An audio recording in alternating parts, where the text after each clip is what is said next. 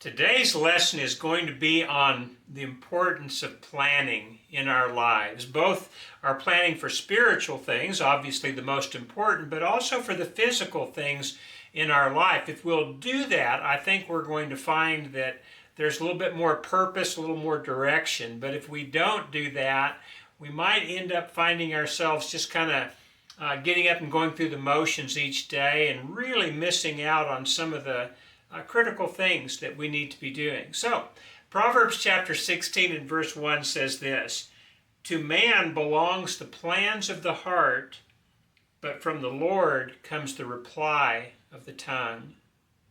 Some of your versions will say, "But it's the Lord who directs your steps." But think about how important this is. We get to plan, and in fact, it appears that we are required to make our own plans when it comes to the specifics. And then if we'll devote that to God, He will direct our steps. We know this is true because in verse 3 it says, "Commit to the Lord whatever you do, and your plans will succeed." So we've got these two things. It's to man who the plans of the heart belong to. And if we'll commit those plans to God, He will help us to accomplish everything that's His will. And so if we can fit these two things together, I believe we can structure our lives in such a way as to where it becomes much more meaningful and really much more exciting. You know how it is when you're young, and especially if you're dating somebody and you're just starting to talk about long-term plans, perhaps for the first time in your life. Until that point, it very well may have been that the only thing you had plans for is to get out of school and then to do something that wasn't school. But then you meet that certain someone, or you're just starting to get to the point where you're close to graduation and you may not have met somebody yet, but you're starting to think longer term. And that can be kind of scary if all we think about are the responsibilities, which we certainly need to take into account. But if all we do is think about the responsibilities and don't think about some of the dreams that we might have, some big goals, some big ambitions, then life can get kind of tedious. It's when you have a dream that includes God that life becomes more exciting. And certainly if you have somebody to go through that with, it becomes all the more exciting still.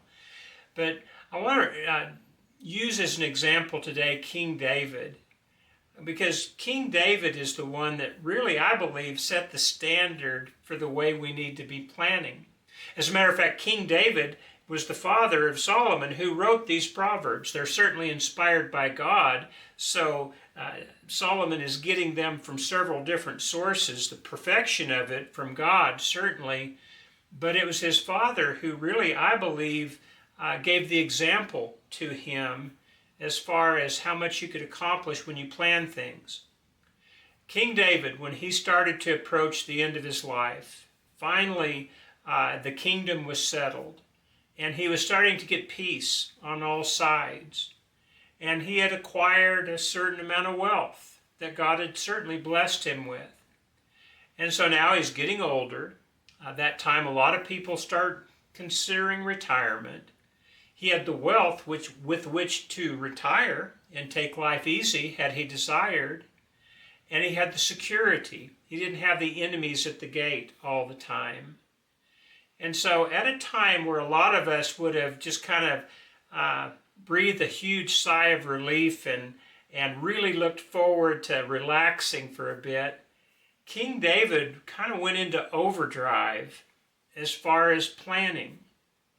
And by that I mean he had a desire in his heart to build a temple for God. And while God was pleased with that, He revealed to David wasn't the one to do that. It would be a son, Solomon, who would build the temple. And so rather than just leave it all to Solomon, even though he knew that Solomon was the one that was to have the responsibility for its construction, he made plans for it, detailed plans for it. Even had a list of needed materials, And then he gathered those materials in great quantities, so that when it came time for Solomon to build the temple of the Lord, Solomon would have everything he needed. And it was David, his father, who made those plans, and who made those arrangements, and who even gathered the materials for him. But he didn't stop there. He started looking at different elements of the worship, and he started to try and put people in charge of those various elements. He never went beyond what God commanded. This is important for us to realize. God had certain commandments concerning who the priests were to be, what tribe they were to come from, how they were to serve, the type of details that went into the worship of the Lord. Those were all given by God already, and David did not tweak or adjust any of those things, but what he did was he made plans and set people in place so that these things that God had commanded could be more easily achieved.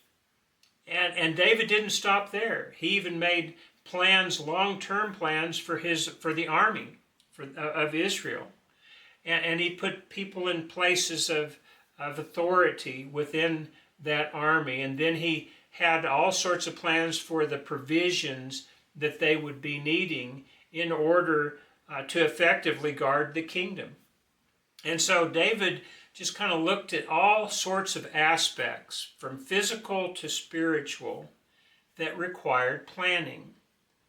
And he did them.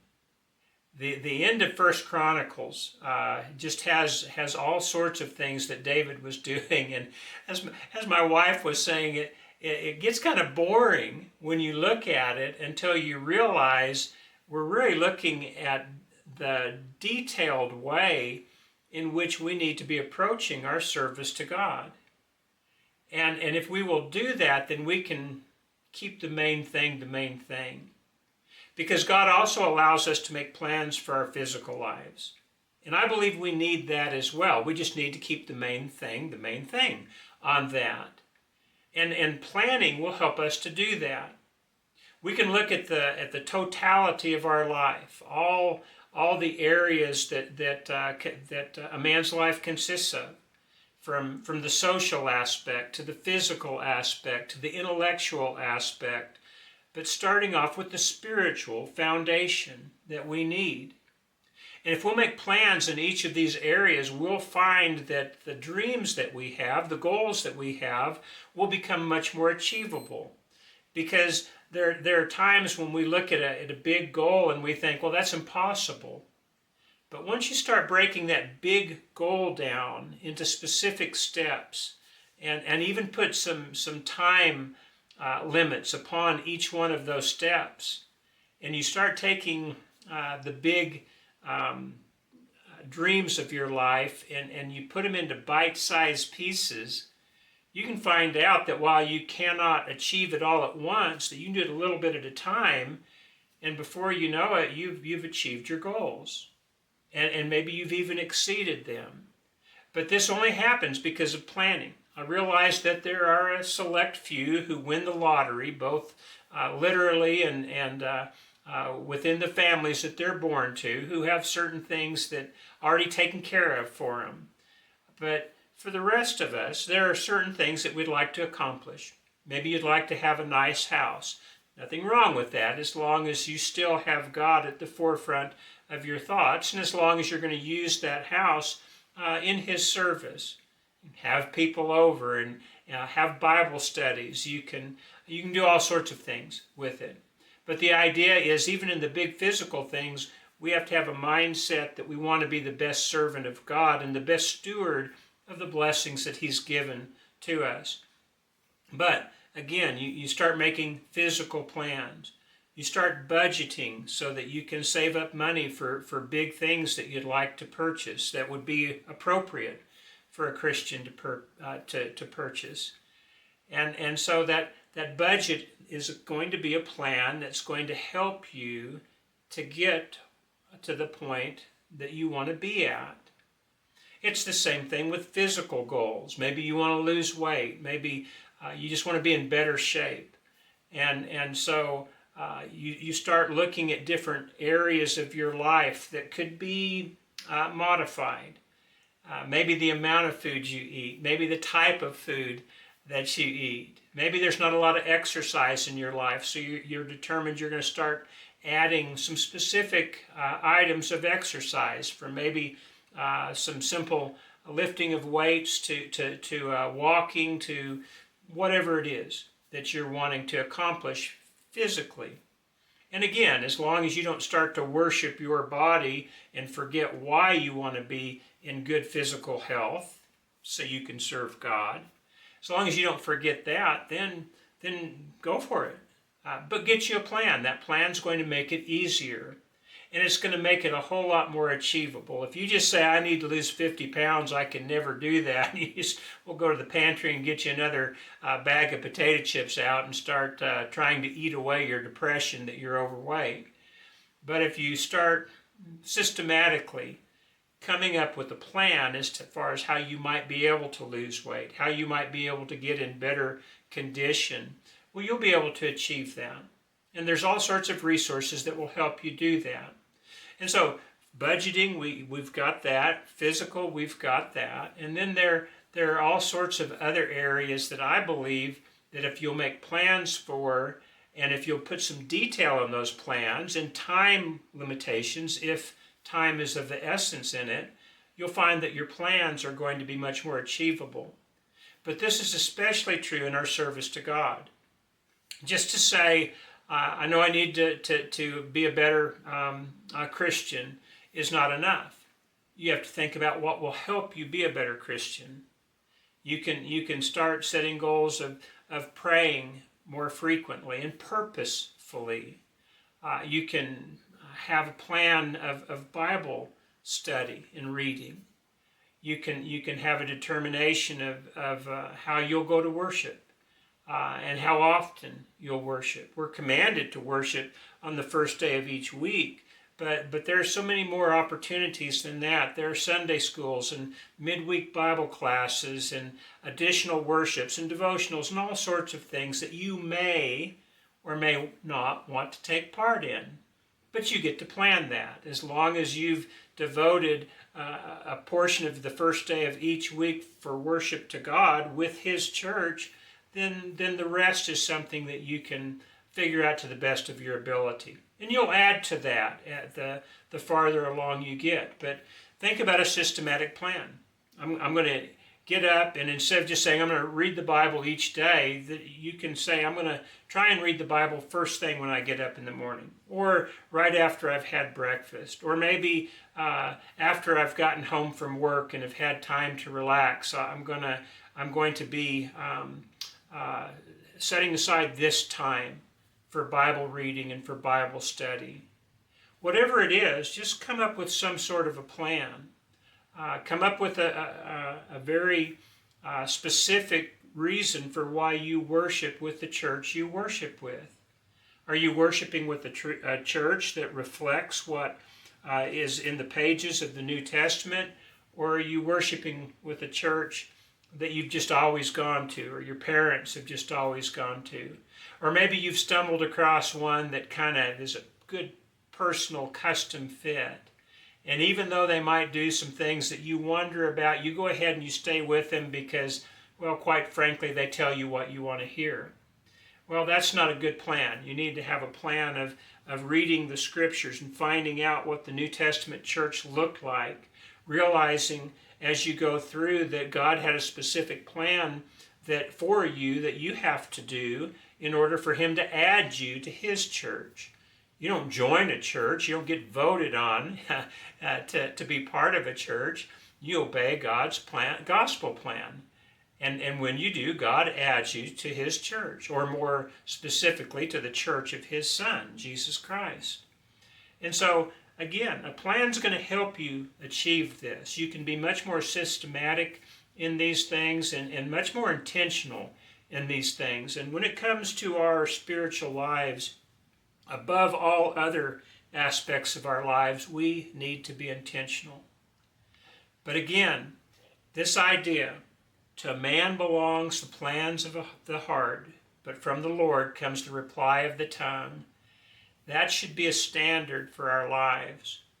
We should be proactive in making plans for our life, while all the while praying for God's will to be done and for Him to be helping us with the direction. He has ways of nudging us in the right direction if we'll be attentive to that. I'm not saying He's going to whisper something into your ear or anything like that, but you can find out from His Word pretty much what He wants you to do, and then you can fill in the gaps after that, just like King David did. And you do it in large part because you're making plans, because your heart's devoted to God. If you'll do this, I'm convinced you're going to find that life really can be very satisfying. And then you have the hope of heaven someday. And everybody, no matter what walk of life they come from, needs to have some sort of a plan that helps them to achieve the things that God wants them to do in order that they might be in heaven someday. It will be by God's grace. It will be by the shed blood of Christ. But He's also given us our part to do. We can do that, and we can enjoy that service. And I believe we can be all the more effective if we just have a little bit more thought into these areas and actually come up with a plan. So, physical, spiritual, emotional, planning is going to help you achieve the things you want to achieve. And I might say this as well. Will allow you to achieve your dreams if these dreams are something that are consistent with God's will. Pretty exciting life when you think about it. Planning is going to help it to be all the more exciting. Well, hope this gives you something to think about. I surely appreciate your watching all the way through the video today. If it helps you and you think it might help somebody else, share it with them. Hit the like button, subscribe. All these things will help these types of messages get around to more people if you think this is a type of message that needs to get around to more people. But again, thank you for listening today. I hope we'll see you tomorrow. God bless.